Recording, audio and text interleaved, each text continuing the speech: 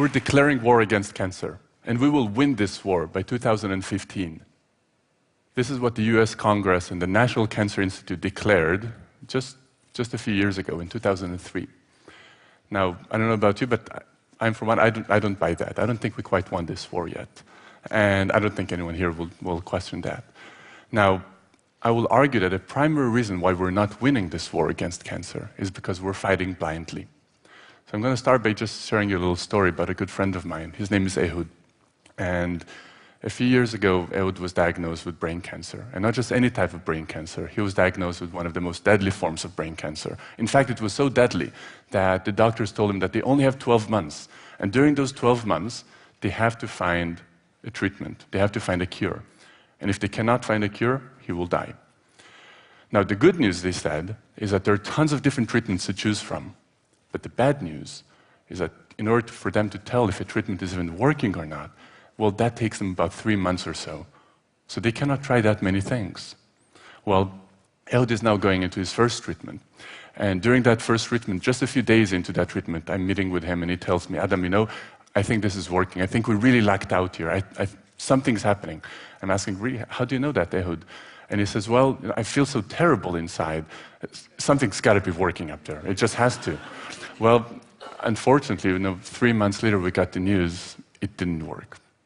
And so Ehud goes into his second treatment. And again, the same story. It feels so bad. Something's got to be working there. And then 3 months later, again, we get bad news. Ehud is going into his third treatment and then his fourth treatment. And then, as predicted, Ehud dies. Now, when someone really close to you is going through such a huge struggle, you get really swamped with emotions. A lot of things are going through your head.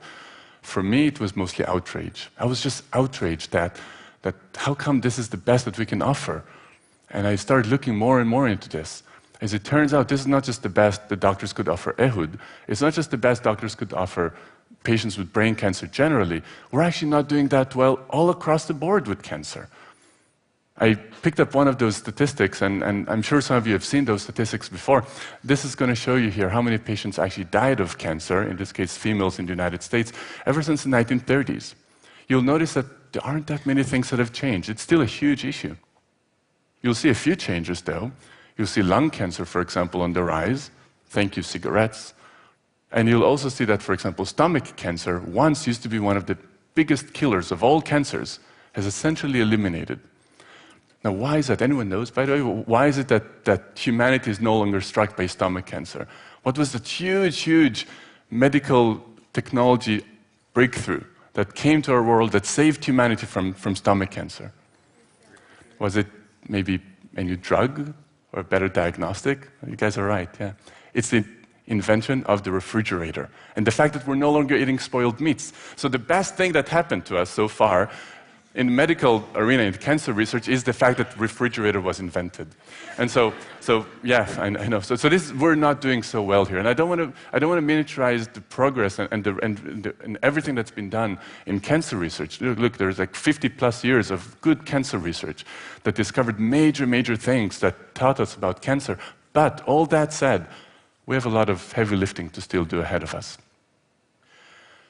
Again, I will argue that the primary reason why this is the case, why we've not done that remarkably well, is really we're fighting blindly here. And this is where medical imaging comes in. This is where my own work comes in. And so to give you a sense of the best medical imaging that's offered today to brain cancer patients, or actually generally to all cancer patients, take a look at this PET scan right here. Let's see. There we go. So this is a PET CT scan. And what you'll see in this PET CT scan is the CT scan will show you where the bones are, and the PET scan will show you where tumors are. Now, what you're going to see here is essentially a sugar molecule that was added a small little tag that is signaling to us outside of the body, hey, I'm here. And those sugar molecules are injected into these patients by the billions, and they're going all over the body looking for cells that are hungry for sugar. You'll see that the heart, for example, lights up there. That's because the heart needs a lot of sugar. You'll also see that the bladder lights up there. That's because the bladder is the thing that's clearing the sugar away from our body. And then you'll see a few other hotspots there, and these are in fact the tumors. Now, this is really a wonderful technology. For the first time, it allowed us to look into someone's body without picking up each and every one of the cells and putting it under a microscope, but in a non-invasive way. allowing us to look into someone's body and ask, hey, has the cancer metastasized? Where is it? And PET scans here showing you very clearly where are these hotspots, where is the tumor. So this is as miraculous as this might seem. Unfortunately, well, it's not that great. You see those small little hotspots there? Can anyone guess how many cancer cells are in any one of these tumors? So it's about 100 million cancer cells. And let me make sure that this number sunk in. In each and every one of these small little blips that you're seeing on the image, there needs to be at least 100 million cancer cells in order for it to be detected. Now, if that seemed to you like a very large number, it is a very large number. This is, in fact, an incredibly large number, because what we really need in order to pick up something early enough to do something about it, to do something meaningful about it, well, we need to pick up tumors that are 1,000 cells in size, and ideally, just a handful of cells in size. So we're clearly pretty far away from this. So we're going to play a little experiment here. I'm going to ask each of you to now play and imagine that you are brain surgeons.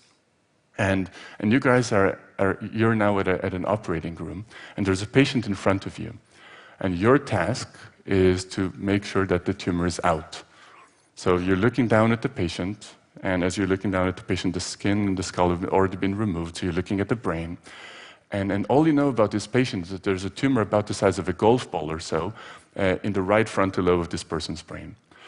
And that's more or less it. And so you're looking down, and unfortunately, everything looks the same, because brain cancer tissue and healthy brain tissue really just look the same. And so you're going in with your thumb, and you start to press a little bit on the brain, because tumors tend to be a little harder, a little stiffer. And so you go in, you go a little bit like this, and oh yeah, it seems like the tumor is right there. Then you take out your knife and start cutting the tumor piece by piece by piece. And as you're taking the tumor out, then you're getting to a stage where you think, all right, I'm done, I took out everything. And at this stage, if that's, so far everything sounded like pretty crazy, well, you're now about to face the most challenging decision of your life here.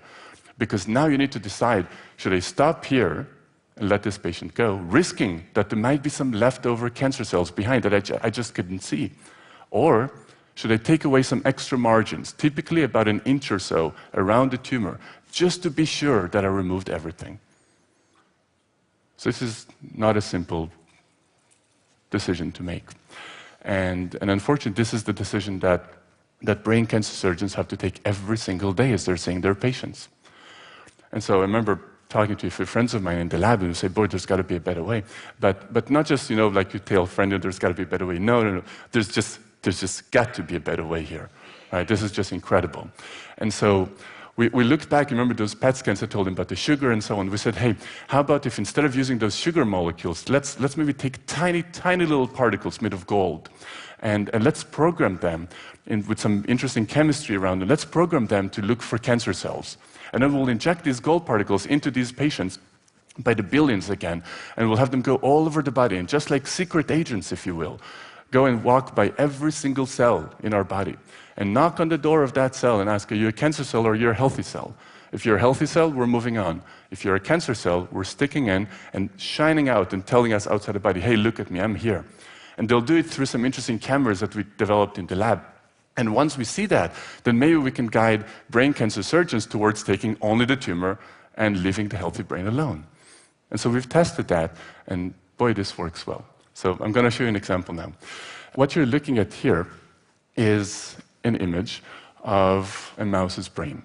And we've implanted into this mouse's brain a small little tumor. And so this tumor is now growing in this mouse's brain. And then we've taken a doctor and we've asked the doctor to please operate on the mouse as if that was a patient, and take out piece by piece out of the tumor. And while he's doing that, we're going to take images to see where the gold particles are. And so we're going to first start by injecting these gold particles to this mouse. And we're going to see right here at the very left there, that image at the bottom is the image that shows where the gold particles. And you see that nice thing is that these gold particles actually made it all the way to the tumor. And then they shine out and tell us, hey, we're here, here's the tumor. So now we can see the tumor, but we're not showing this to the doctor yet. We're asking the doctor, now please start cutting away the tumor. And you'll see here, the doctor just took the first quadrant of the tumor, and you see that first quadrant is now missing. The doctor then took the second quadrant, the third, and now it appears to be everything. And so at this stage, the doctor came back to us and said, all right, I'm done. what do you want me to do? Should I keep things as they are, or do you want me to take some extra margins around? And then we said, well, hang on. We told the doctor, you've missed those 2 spots. So rather than taking huge margins around, only take out those tiny little areas. Take them out, and then let's take a look. And so the doctor took them away, and lo and behold, the cancer is now completely gone.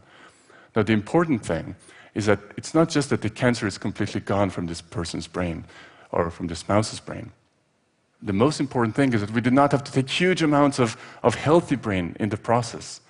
And so now we can actually imagine a world where doctors and surgeons, as they take away the tumor, they actually know what to take out, and they don't no longer have to guess with that thumb.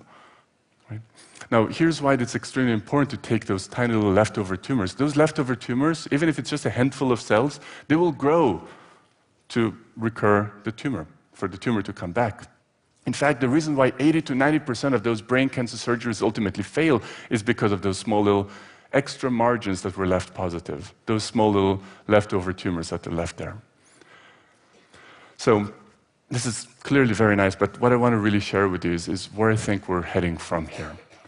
And so in my lab at Stanford, my students and I are basically asking ourselves, all right, what should we be working on now? And I think where medical imaging is heading to is the ability to look into the human body and actually see each and every one of these cells separately. The ability like this would allow us to actually pick up tumors way, way early in the process, way before it's 100 million cells inside, so we can actually do something about it. An ability to see each and every one of the cells might also allow us to ask insightful questions. So in the lab, we're now getting to a point where we can actually start asking these cancer cells real questions, like, for example, are you responding to the treatment we're giving you or not? So if you're not responding, we will know to stop the treatment right away, days into the treatment, not 3 months. And so also for patients like Ehud that are going through these nasty, nasty chemotherapy drugs, for them not to suffer through those horrendous side effects of the drugs, with drugs that are in fact not even helping them. So, to be frank here, we're pretty far away from winning the war against cancer, just to be realistic. But at least I'm hopeful that we should be able to fight this war with better medical imaging techniques in a way that is not blind. Thank you.